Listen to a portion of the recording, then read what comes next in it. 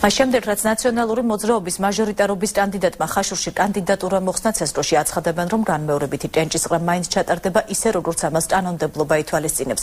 ცესტოს სპიკერის ეკატერინე აზარაშვილის განცხადებით საარჩევნო კოდექსის თანახმად სერგო ქიტიაშვილს კანდიდატურა 10 დღით ადრე მაინც უნდა მოეხსნა, რომ განმეორებით ჭენჭისყრაში მონაწილეობა არ მიეღო. მე შეგახსენებთ, ხვალ 9 საარჩევნო უბანზე განმეორებითი ჭენჭისყრა გაიმართება.